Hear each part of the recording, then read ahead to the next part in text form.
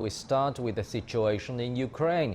Moscow has denied British accusations that it's trying to install a pro-Russian leader in Kiev. Moscow says Britain's claims are disinformation, and it's another indication NATO members are escalating tensions. On Saturday, Britain accused the Kremlin of considering a former Ukrainian lawmaker as a potential candidate to head a pro-Moscow leadership. It says Russian intelligence had talked to former Ukrainian politicians as part of plans for an invasion. But the British Foreign Ministry didn't offer any evidence to support those claims. Russia has repeatedly denied it had any intention to invade. Top US and Russian diplomats met on Friday in Geneva. The talks ended without a breakthrough, although they agreed to keep talking.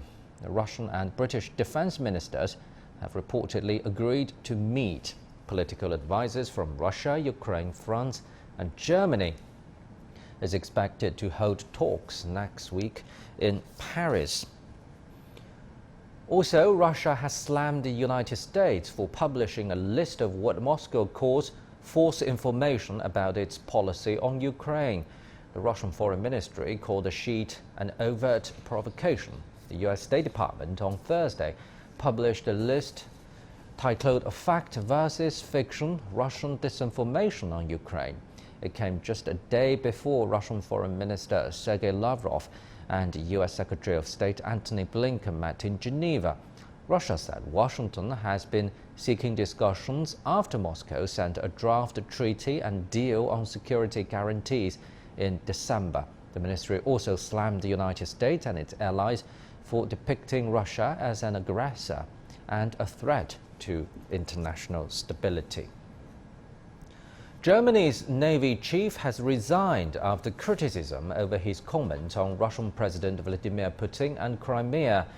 Kim Schoenbach on Friday said Putin deserves respect and that Kiev would not win back incorporated Crimea from Moscow. Schoenbach later apologized for his remarks, which were criticized by German Defense Ministry and Ukraine. Meanwhile, Ukraine's foreign minister has condemned Germany for refusing to provide weapons to Kiev. The US, Britain and Baltic states have agreed to send weapons to Ukraine, including anti-tank and anti-aircraft missiles. Diplomacy continues in Russia-Ukraine crisis as tens of thousands of Russian troops amass along Ukraine's border and US sent weapons to the country. Stephanie Fried reports. Point Zero Road. It's the front line dividing Ukraine's army from Russian-backed separatists. Fields laden with mines border the road on both sides. Russian allied snipers have a clear view of the road from their position a few hundred meters away. Those aren't deterrents for Dila and Irbis. They navigate this route multiple times every day. Ми захищаємо країну.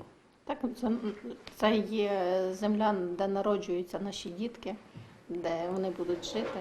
Це є наша земля. Dila and Irbis are volunteer medics in Ukraine's army. They've been working on eastern Ukraine's front lines for 8 years. While evacuating countless numbers of wounded soldiers from military positions on the outskirts of eastern Ukraine's frontline towns, they've repeatedly been targeted.